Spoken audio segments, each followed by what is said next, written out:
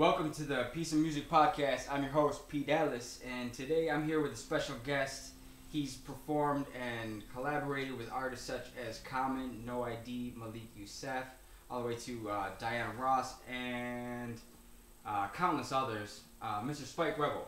How you doing today, sir? Hey, Dallas. So what's new in the Rebel world? What's new with you? Man, I'm trying to connect music with people all over the world that are independent, and there are a lot of us. So that's been my goal, with whether it's in the studio or just capturing live clips and footage as my journey through the city with talented artists. So that's what I'm doing now. Awesome. How long have you actually been doing music?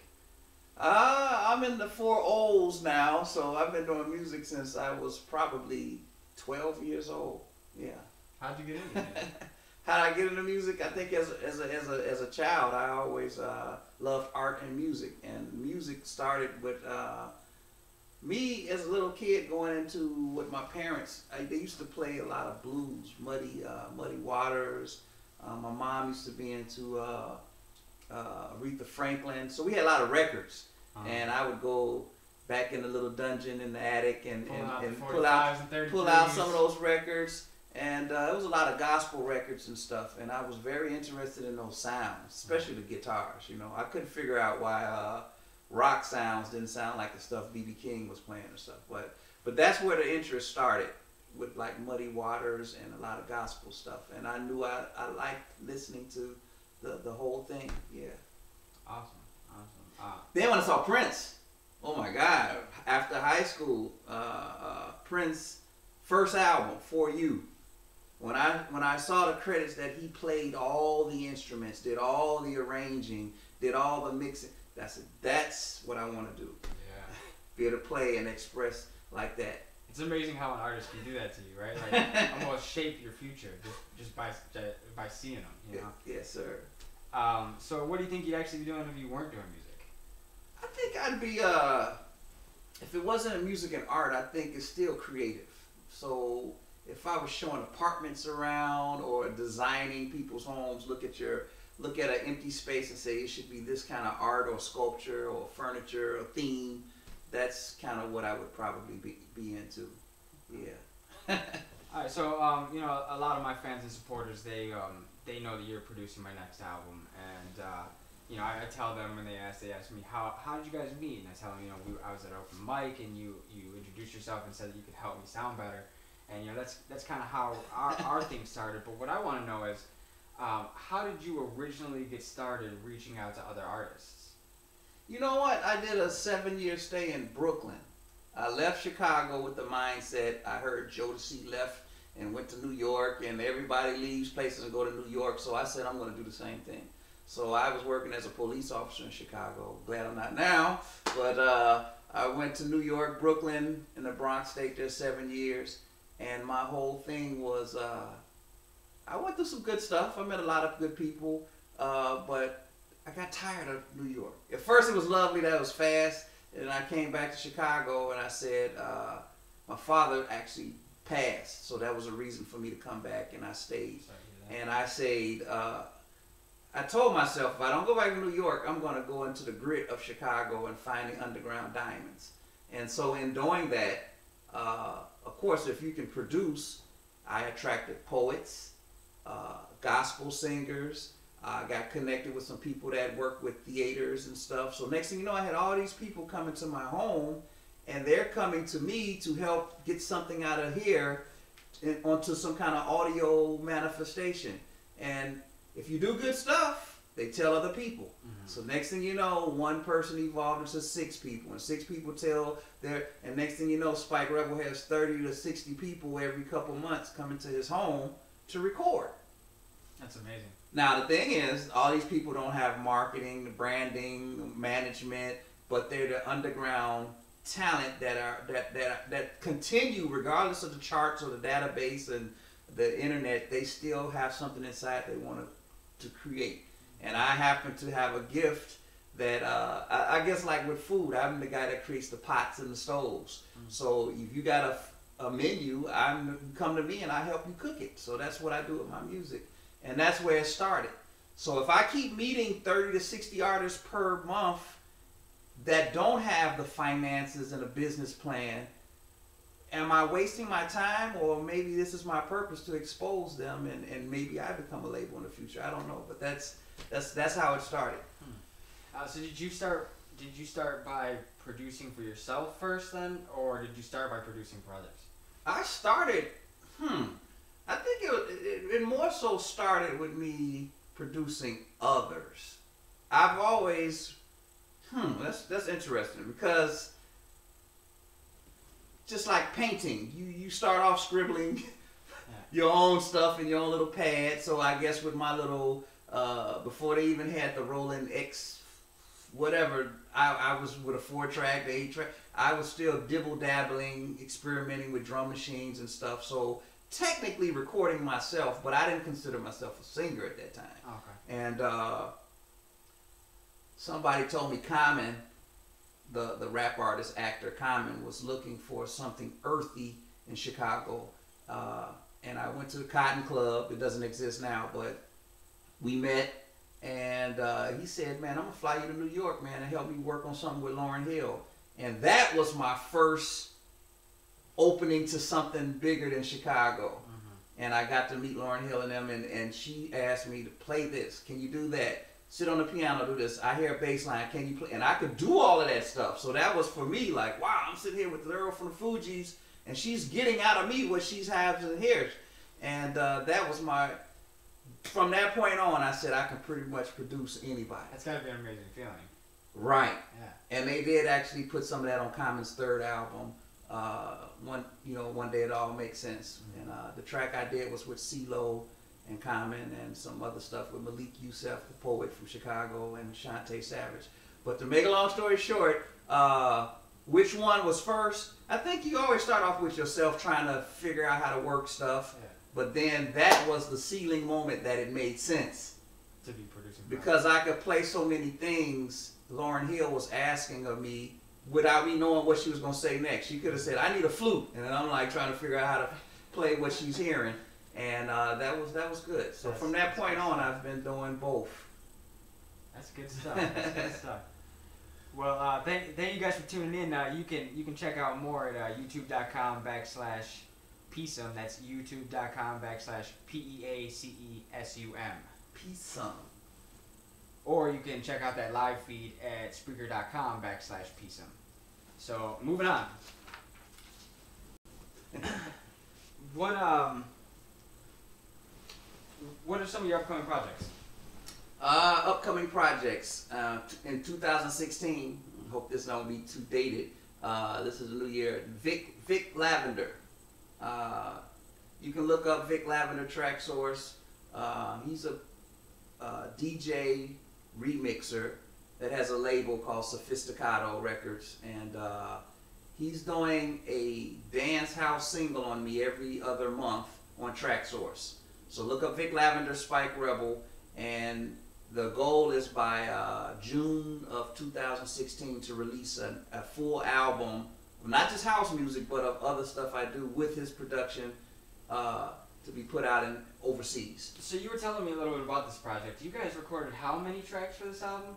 We actually recorded maybe over 40. Okay. And now that was the process, and me and him first meeting each other, to record as many concepts and then come back and fine tune and pick the best 15.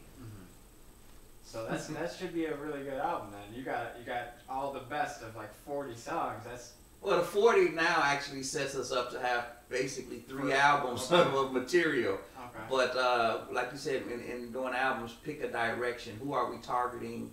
And what's great about it is when we do the 40 we've done, he's submitted me the tracks, the drum percussion track. And then he says, Spike, you put whatever you feel on top. And then we go back and take out or add structure. But he's allowing me to be fully creative. So he's kind of almost co-producing. Right. Okay. Right, which is a little different than somebody already has the finished track and they're just saying write to it or add something. Yeah, and that's one of the things that I really liked about working with you is going into the studio. You know, you would be like, what do you have in mind today? And if I had a BPM, you know, we could just run with it as long Beats per minute. as long as I had some sort of idea of where I wanted to go. We were able to start from scratch. And you know, normally with me, you know, when I produce my own stuff, I have to produce all of the track first. Right. You know, and then I go back and I'm writing to it, and then I go back and I'm recording the vocals, and it's a long process. Where with working with you, it was like bam, bam, bam. We got all these tracks, and we've got 1 or 2 or 3 songs sometimes done in a day, and they're just as good, if not better, than some of the things I've been spending months on. So one of the things I would like to know from you is, what advice do you have for upcoming artists who are trying to be more efficient and be more productive? To be more efficient and productive. Well, it would help. It would help to sort of, what I said, if you were paying $80 an hour for studio time, you're gonna be out a lot of money unless you did your homework at home and be comfortable enough with your song. Where it's almost like you saying A, B, C, D, E, F, G, you can do that flawlessly. Can you do that with your song before you pay somebody to go to the studio? Now, those producers like me, if you can say the ABCs flawlessly, not backwards, but just forward, then I put music around it. It's gonna go like this. In 3 to 5 hours, you have a finished song. So that would be working more efficiently, doing your homework at home. Yeah, that's my main thing. Okay. If you could meet anybody alive or dead, any artist or anybody in general, who would it be? Probably would be Miles Davis or Prince. And I'm saying Miles Davis because I heard he's been around some of the greatest musicians that are out now, like Herbie Hancock when he was just starting. Miles put him on the scene where it's more like, here go the chord structure. We're going to play this for 32 bars. Don't play what I just have here. You're in C minor. Now stretch it out and let me feel who you are within that C minor vibe for 32 bars. That's leaving you totally like, where do I go? You know. Don't play what I'm playing. Play something else, but play it in this key. So if you're an established with theory and technique, and he say jam on C minor for 20 minutes. And you're in front of an audience. Yeah. You can't just keep playing do re mi fa da da da da da. No, you gotta now stretch it. Yeah. And so he did that with a lot of Marcus Miller, the bass player. You know, if you look at any of those guys' footage, they're saying if he lets you be free within a structure. Yeah. And that is not folk music. That's not pop. That's almost what avant-garde or something. But it's not like he's saying just play anywhere. It's like, but he's giving you a chance to be free. So that to me, as a musician, allows you to take people on a journey. Yeah. You can, you can try some things, and so yeah, it's kind of like abstract painting. Like if I said draw draw a face of somebody, and then the painters, if everybody draw the same face, it looks the same. But if I abstract it a little bit or make something bigger, you know what I'm saying, then it's like, wow, I get it. So you can say draw a face, but not everyone's going to draw the same color, same shape, same features and all that. So that's him. But Prince, as far as Prince, the fact that he plays the bass, Lady Cab Driver, if you're not up that I don't know which album that was, Lady Cab Driver, that made me want to play the bass. I was like, who is that playing the bass? And I've always wanted to play that way, so I'm at that point now. But bass, guitar, keyboards, singing, horns, backgrounds, the stage presence, not the hole in the back part in the pants, but but Prince, not that part. Prince, those first 5, 6, 7 albums, he had me locked in. Like, wow, now his sound has expanded with the revolution to all that. I'm not into everything, but overall, I'm just saying the appreciation of a guy that's one person that could do so much. Wow. And those harmonies, like he sings in a higher register, which I love anything from El DeBarge to Confunctions. All those guys that sing. Because he's got a pretty wide vocal range. Yeah. And he uses a lot of gadgetry too. You know what I'm saying? A lot of gadgets. That's what I always dig. I like to see new stuff. I just saw an artist. I can't remember who it was. I think it was Tommy Lee. I think he did a New Year's thing where he was actually like strapped into this machine. It was like a roller coaster, but it didn't go fast. But it literally went upside down. Right. And so he's playing the drums, he's rocking on the drums, he's upside down on this roller coaster. That's thing. crazy. It's like, that is like revolutionary, you know? That's crazy. So anyway, digging a little deeper, what do you like to do when you're not making music? You know what? I actually like eating hamburgers at different, what do they call them in Chicago? Small spots that's cozy or playing hip hop spots, kind of. Yeah, almost like bars, but they're not bars. They're Microbreweries? Yeah, microbreweries. I'm checking them out, you know, throughout the city. I hear Chicago has more than most. I mean, this is, I don't mean to be plugging you guys, but you guys are good. Revolution in Chicago, I don't know if you've had them. I have not been there yet. But listen, just on you, like Lagunitas, I want to visit them.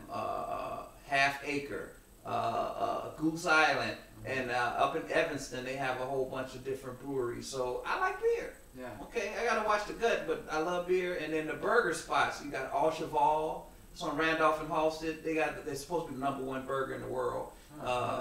Kuma's, the Bad Apple, Epic Burger. Chicago McDonald's better watch out. It's a lot of good Five Guys. Five Guys is phenomenal. So I'm always tasting these spots and comparing. And I'm not telling the world what I think, but overall, we got some good burger spots. Yeah, we do have some good food, man. We got some good food. So that's what I like doing on the side. And coffee too. I'm trying to find spots that aren't Dunkin' Donuts or Starbucks. There are some spots that people that are from Colombia or like if older women from other countries, they not going to Dunkin' Donuts. It's some little spots in the neighborhood that have some great coffee that is not being marketed. And they'll also sell like real quality teas and stuff where most of the Dunkin' Donuts and Starbucks, they're not going to sell like the different types of healthy herbal teas. And the last thing that I love doing is when I like seeing things. So if I'm driving around the city, I be looking for diamonds. What I mean, not the literal diamonds. I'm talking about like artists that paint on buildings. And it's not always graffiti. There's some spots with vacant lots and things where some beautiful art. I've been to some spots in Pilsen where they got angel sculptures and stuff. And I've been just wondering, if anybody live in Chicago, do you know where all these spots are? So I'm kind of wanting like almost put together something like find this place. Yeah.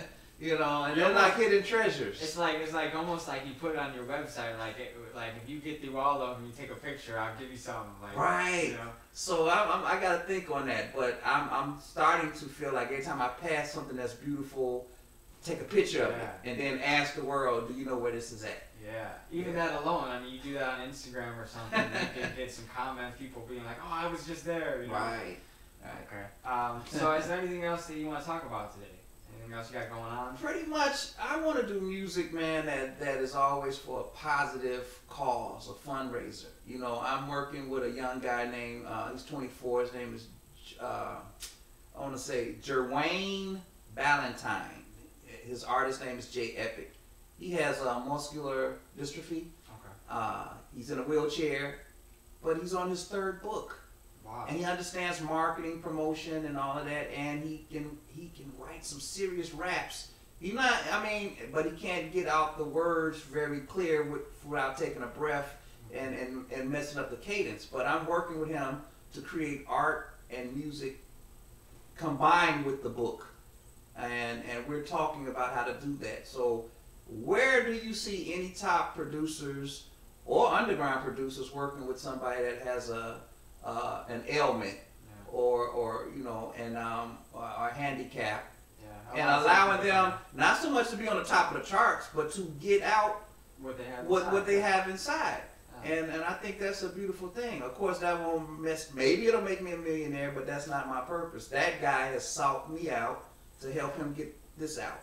So do you think he wants to hire other artists to do his writing, or do you think he actually wants he writes himself? So we're trying to figure out how to audibly mic him saying his words, and then we take Pro Tools and cut it to make it perfect. Okay. And then he has 13 poems for his 3rd book, and I'm gonna paint at least 8 or 10 of those paintings to go with the poetry, with a CD or a book, something we're figuring out, you know. So that's one thing that's different. I've always wondered how come they don't have musicians for a lot of marathons. They start off with thousands of people getting ready to race, and then they end the race, and where's the bands and the music? At least I'm sure they do it somewhere. They do. I've seen on Reverb Nation some of those things where they offer you different positions you submit. I've seen one for some sort of fun runs and stuff like that. But when I ran the Chicago Marathon in 2010, I didn't see any musicians out there at all. I didn't. And even AIDS, causes for breast cancer, AIDS, diabetes, etc. That's what I want to be called for, to paint or create music for those causes. Yeah. Part of it is that those people will now know who I am. And it feels good for the soul. Yeah. Yeah. So that's it. Okay. All right, well, thank you guys for tuning in. Thank you, Spike, again, for coming out and doing everything. You can check out more, again, at youtube.com/PeaceSum or Spreaker.com/PeaceSum, or you can go on Facebook, find me there. You can find, where can they find you? You can look me up on YouTube, just Spike Rebel. There's and a ton. stuff. There's a ton of stuff. I put up a bunch of stuff. He's got several pages. Other people have been putting stuff up. You'll find something, I guarantee it. Thank you for tuning in, and we will be right back after this message with a performance.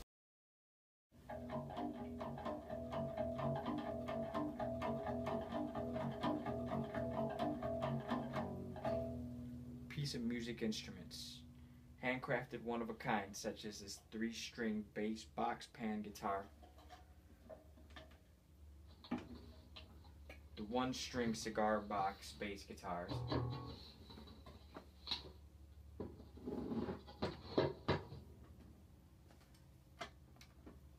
and the full octave electric thumb piano. Now back to Spike Rebel as he performs Autumn Leaves and Funky Mondays.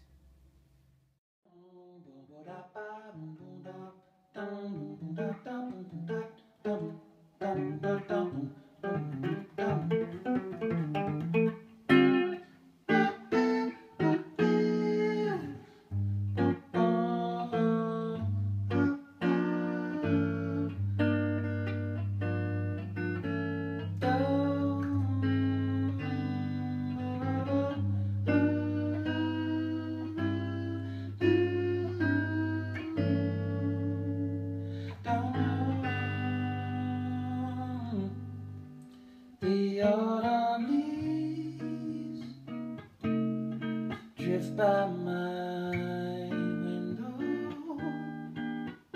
The autumn leaves of red and gold. I see your lips, babe, the summer kisses, the sunburned hands, oh, I used to hold. Ba-ba-bum-bum. Since you went away, the days grow long, and soon I'll hear, oh, winter song. Ooh, but I miss you most of all, my darling, darling, darling. When autumn leaves start to fall, we start to fall.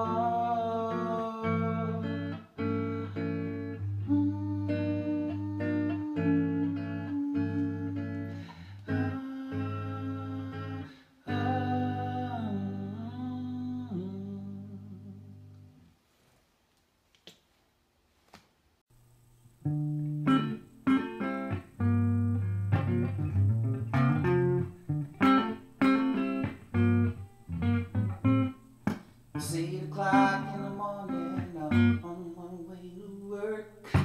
Just to think about it makes my mind about it. What happened to the weekend, baby? It goes so fast. Someone come with a formula to make this last, and I can't take those. Not another Monday, no, not another funky Monday. And you know I don't wanna go to work on not another Monday, and no, not another funky Monday. Wow, wow, wow. Listen, Tuesday's only half as bad. Wednesday's hump day and I'm so glad. Break it down. Thursday's coming, the countdown's on. Yeah, yeah. And then it's Friday, the weekend's on. You see, I live for the weekend, but it goes so fast. Someone come with a formula to make it last. You see, I'm living for the weekend, but it goes so fast. Someone coming with a formula to make this last, and I can't take those funky Mondays. I don't wanna go to work. Funky Mondays, I don't wanna go to work on those.